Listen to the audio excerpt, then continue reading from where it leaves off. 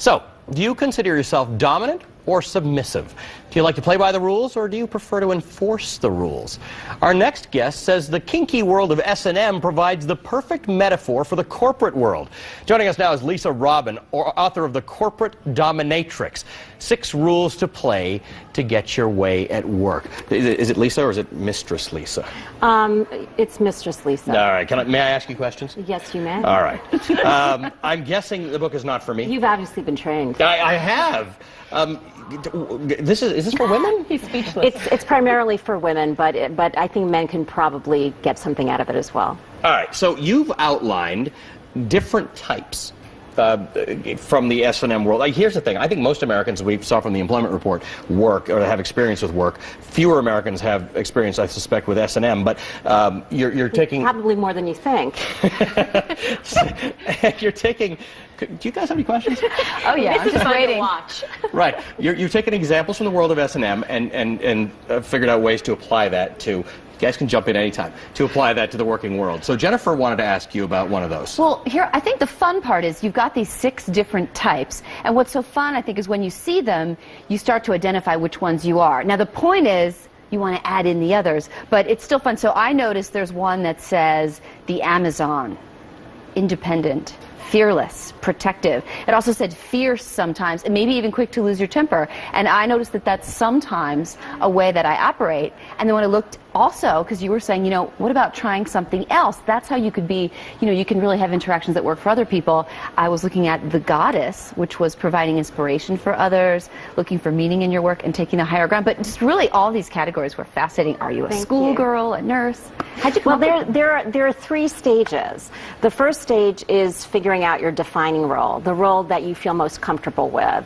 The second stage is role taking. Which role do you need to take to accommodate a particular situation? And the third stage is role playing, when you're actually interacting with another person or multiple people. So if you identified most with the Amazon, then that's probably your defining role. But there are secondary roles if you also felt that there were elements of the goddess that applied to you. But you don't want to get crazy and say, oh, I'm 4 types, because, you know, people will think you're somewhat schizophrenic. Can you generalize and say what the most successful women are? You know, the women that you see heading up big companies. Where do they fall in here? I would say that's a good question. I would say most CEOs are queens because they're empire builders.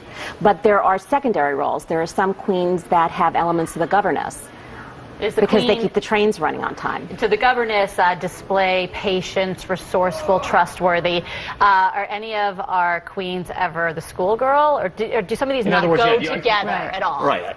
I think that the schoolgirl role comes into play with women in authority when they kind of have to accommodate management to a lesser or larger degree. And that's a role that's most difficult to embody when you get to higher levels of management. When you're first starting out, after you get out of school and you're sort of, you know, in your entry-level job, it's much more comfortable for women to assume the schoolgirl role because they're apprentices. They're essentially learning about their particular job. But as they move up, they start to naturally take on these other roles, and they kind of shed that schoolgirl role. This is interesting because it's not a black or white. It's not a dominant or submissive. You've got a bit of a continuum, starting with the goddess at one end, the schoolgirl at the other. But what I was surprised is that I would have assumed that any submissive tendency wouldn't be useful for work. But what you indicate when I was reading about the nurse and the schoolgirl, you're actually saying that there are really beneficial attributes to those roles that can help a woman at work. Correct. I break down the dominance meter into 3 areas: highly dominant, moderately dominant, and what I call imperceptibly dominant or submissive. And that submissive role, submission to authority, is part of the workplace. So it's not necessarily a bad thing. It's not a bad thing at all. Speechless. Everybody's speechless. Well, it's just how you incorporate it, right? It's you're looking for what you do, right? You already do one or two of these all the time, but then there are these other roles that maybe you haven't tried that could really help you. What you want to do is customize the role to the particular situation. You know, there's the goddess, there's the queen, there's the governess, there's the nurse, there's the Amazon, and there's the schoolgirl. So you have 6 distinct roles with different qualities, characteristics, and types of power to choose from. Each role has a different type of power. Do some of these roles, you know, sort of offend some of the men in the workplace? Are they threatened by them? I don't think so. I think, again, you're accommodating the particular situation. If you're a natural queen and you're dealing with someone who's intimidated by you, that's when you call on the schoolgirl.